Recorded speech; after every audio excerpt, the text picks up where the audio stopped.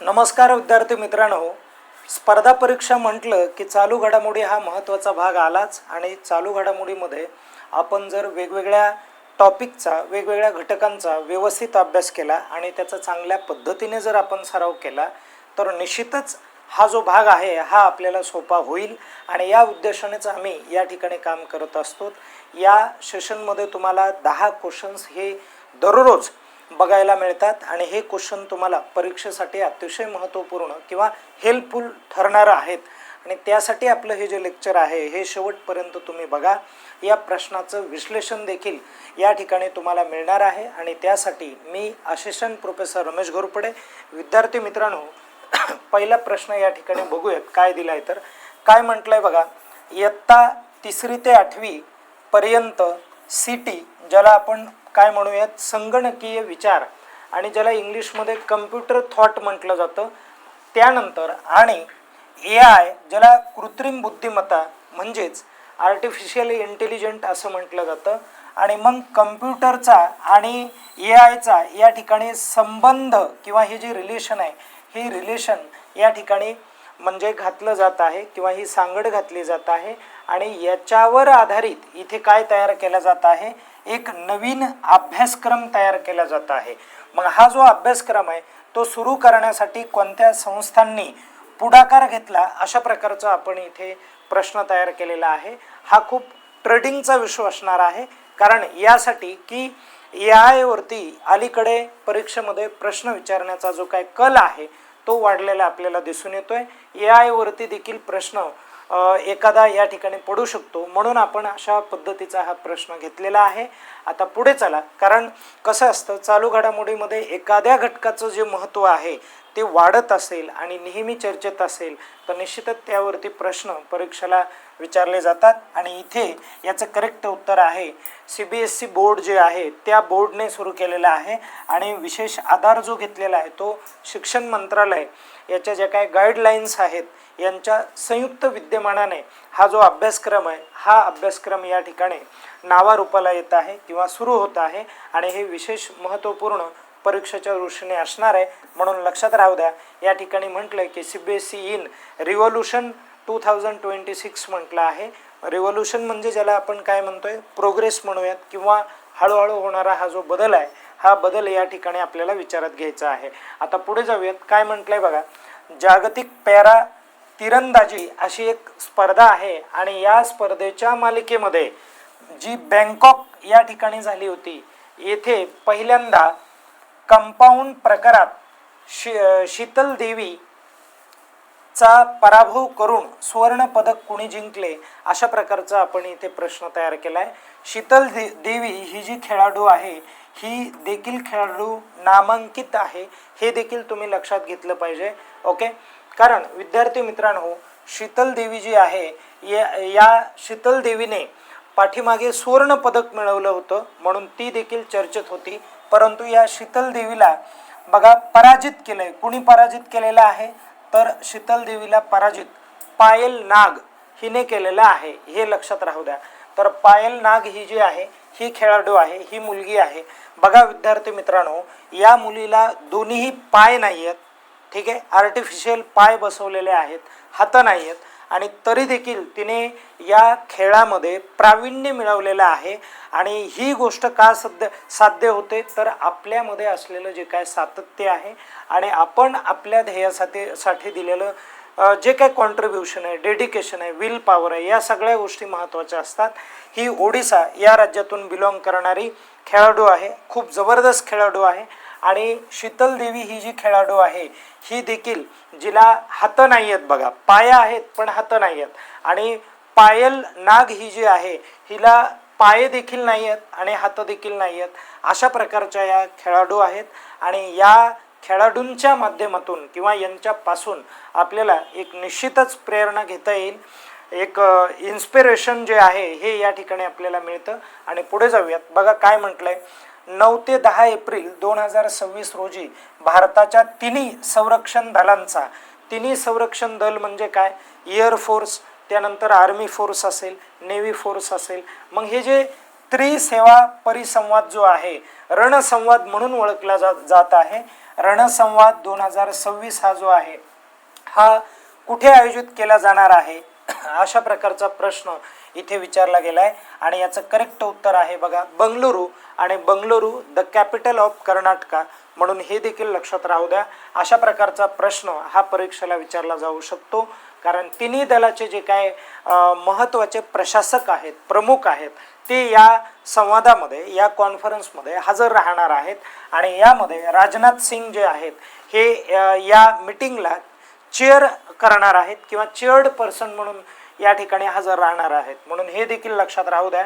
आपण थोडंसं पुढे जाऊयात. बघा काय म्हटलंय भारतीय नौदलामध्ये म्हणजे इंडियन नेव्हीमध्ये या इंडियन नेव्हीच्या सेवेत दाखल झालेली तिसरी परंतु स्वदेशी अणुशक्तीवर चालणारी बॅलिस्टिक क्षेपणास्त्र पाणबुडी जी आहे तिचं नाव काय आहे अशा प्रकारचा प्रश्न परीक्षेमध्ये विचारला जाऊ शकतो. ही तिसरी पाणबुडी आहे आणि जी स्वदेशी बनावटीची आहे. मग पहिली पाणबुडी कोणती आहे? अरिहंत ही पहिली पाणबुडी आहे आणि आर्यघाट ही जी आहे ही आपली दुसरी पाणबुडी आहे आणि तिसरी सध्याची जी पाणबुडी आहे जिला आरिधमन अशा पद्धतीचं नाव आहे. इंडियन नेव्हल शिप असं सुरुवातीचं हे जे लेटर्स दिसायले असा त्याचा अर्थ होतो इंडियन नेव्हल शिप काय आरिधमन. ठीक आहे. तर ही या ठिकाणी पाणबुडी जी आहे ही विचारात घ्या. ही एक महत्त्वाची पाणबुडी आहे आणि ही सध्या आपण दाखल केलेली आहे. इंडियन नेव्हीकडे ती सोपवलेली आहे आणि तिच्या माध्यमातून संरक्षणाचं जे काय काम आहे ते येणाऱ्या काळामध्ये आपल्याला बघायला मिळेल.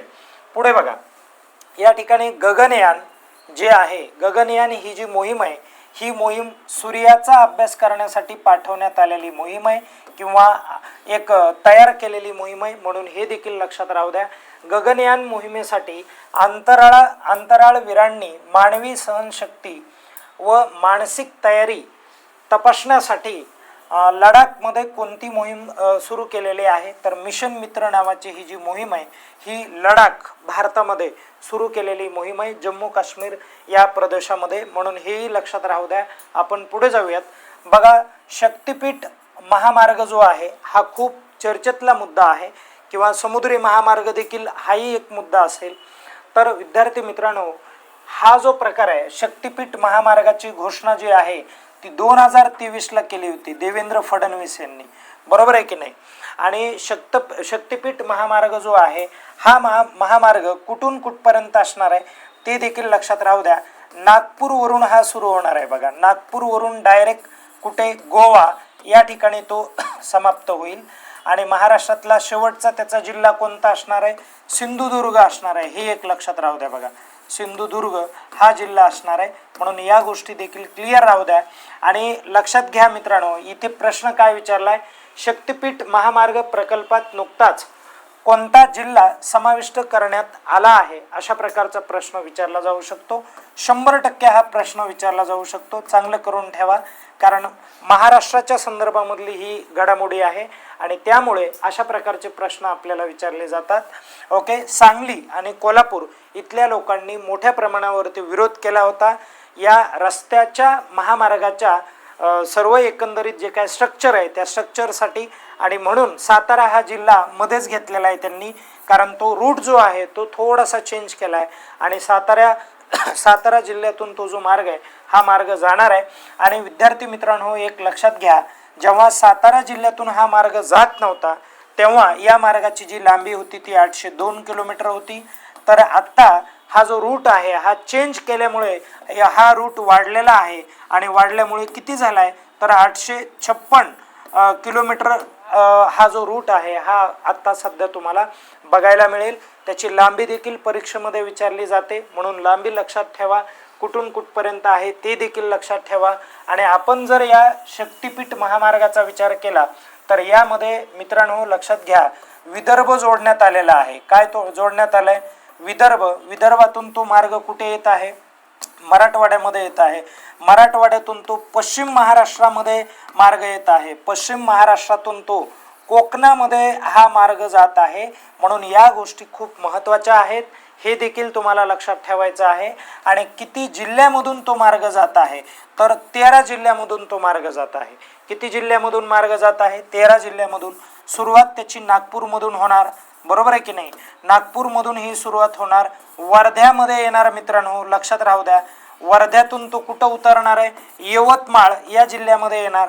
यवतमाळमधून कुठे येणार आहे, तर हिंगोलीकडे येणार आहे. आणि हिंगोलीकडे आल्यानंतर पुढे नांदेड या भागामध्ये तो या जिल्ह्यात उतरेल. नांदेडमधून पुन्हा डायरेक्ट परभणी, परभणीतून बीडमध्ये येणार. आणि बीडमधून कुठे येणार आहे नंतर पुन्हा, तर लातूर या ठिकाणी जाईल. आणि लातूरमधून तो धाराशिव, लक्षात राहू द्या, धाराशिववरून तो कुठे जाणार आहे पुढे, तर सोलापूर, ठीक आहे, सांगली, सांगली नंतर सातारा. ओके, आता नवीन जिल्हा हा या ठिकाणी ॲड करण्यात आलेला आहे, कोल्हापूर. ओके, आणि शेवटी तो कुठे जाणार आहे, सिंधुदुर्ग या ठिकाणी जाणार आहे. अशा प्रकारचे हे जिल्हे आहेत, म्हणून हा देखील मार्ग लक्षात ठेवा. आणि आपण जर नकाशामध्ये पाहिला तर तो मार्ग तुम्हाला या ठिकाणी बघायला मिळेल, लक्षात राहू द्या, इथे इथे असा बघायला मिळेल बघा. अशा पद्धतीने तो या ठिकाणी असं त्याचा रूट जो आहे तो रूट या ठिकाणी असा तयार केलेला दिसून येईल तुम्हाला. आपण पुढे जाऊयात. नंतरचा प्रश्न बघा, यशोदा आणि कृष्णा ही जे आहे, यशोदा आणि कृष्ण यांचं जे चित्र आहे हे विक्रमी किमतीला विकले गेलेले चित्र कोणत्या चित्रकाराने काढलेलं आहे, असा प्रश्न तुम्हाला परीक्षेला विचारला जाऊ शकतो. तर या चित्राचं रेखाटन जे आहे, चित्रकार जे आहेत ते राजा रवी वर्मा हे आहेत. आणि आत्तापर्यंत जगामधलं सगळ्यात महागडं चित्र हे आहे मित्रांनो, लक्षात राहू द्या. राजा रवी वर्मा यांच्या यशोदा आणि कृष्ण या अजरामर कलाकृतीचा नवा इतिहास रचला आहे. आणि हे जे चित्र आहे हे तब्बल 167.2 कोटी रुपयाला विकलेलं हे काय आहे, चित्र आहे. आणि आत्तापर्यंत जगातलं सर्वात महागडं चित्र म्हणून हे समोर आलेलं आहे. म्हणून हे देखील लक्षात राहू द्या. बघा, आपण थोडंसं पुढे जाऊयात, नंतरचा मुद्दा बघूयात. बघा, 8वी राष्ट्रीय सब ज्युनियर 17 वर्षाखालील मुलांसाठी म्हणा, ओके, खेळाडूंसाठी म्हणा, 7वी राष्ट्रीय सब ज्युनियर बॉक्सिंग स्पर्धा जी आहे ती 2026ला कुठे आयोजित करण्यात आली, तर ती नागपूरला आयोजित करण्यात आली. आणि 100% हा प्रश्न या ठिकाणी महत्त्वाचा ठरतोय, परीक्षेला येण्याची दाट शक्यता आहे, म्हणून लक्षात राहू द्या. ओके, या ठिकाणी नितीन गडकरी आहेत बघा. ओके, उद्घाटनाच्या वेळेस त्या ठिकाणी हजर होते. आणि नुकतेच अमेरिकेने अमेरिकन पेटंट असलेल्या औषधांच्या आयातीवरती किती टक्के शुल्क जाहीर केला आहे, हा प्रश्न देखील महत्त्वाचा आहे. आणि किती टक्के शुल्क जाहीर केला आहे त्यांनी, तर 100% जो शुल्क आहे हा शुल्क त्यांनी काय केलाय, जाहीर केलाय. हे त्यांचं जेनेरिक आहे, लक्षात राहू द्या, मेडिसिन आहे. आता आपण पुढे जाऊयात. नुकतेच पूर आणि भूकंपामुळे प्रभावित झालेल्या कोणत्या देशाला भारताने मानवतावादी मदत जी आहे ही मदत पाठवलेली आहे, तर तो देश आहे मित्रांनो अफगाणिस्तान. म्हणून हे देखील लक्षात राहू द्या. अफगाणिस्तान आणि पाकिस्तान यांच्यामध्ये युद्धजन्य परिस्थिती पण सध्या उद्भवलेली आहे, चालू आहे. आणि त्यामुळे देखील या देशाला मोठा फटका बसलेला आहे. आणि त्यामध्येच या देशामध्ये भूकंप झाल्यामुळे तर जास्तच ज्या काय समस्या आहेत या उद्भवल्या आहेत. तिथे जेवणाची म्हणजे अन्नाची देखील टंचाई ही मोठ्या प्रमाणात भासत आहे. आणि म्हणून भारत सरकारने काय केलेलं आहे, तर या देशाला मदत करावी म्हणून समोर आलेला हा देश आहे, किंवा पहिलाच देश आपण या ठिकाणी म्हणू शकतो. या ठिकाणी आपण थांबूयात. आपले हे जे प्रश्न आहेत हे प्रश्न इथे कव्हर होत आहेत. आणि प्रश्न जर निश्चितच तुम्हाला आवडले असतील तर आपल्या चॅनलला सबस्क्राईब करा, लाईक करा, बेल आयकनला क्लिक करा. आणि जास्तीत जास्त हे जे लेक्चर्स आहे हे इतरांपर्यंत पोहोचविण्याचं काम तुमच्या हातामध्ये आहे. या ठिकाणी थांबूयात. धन्यवाद.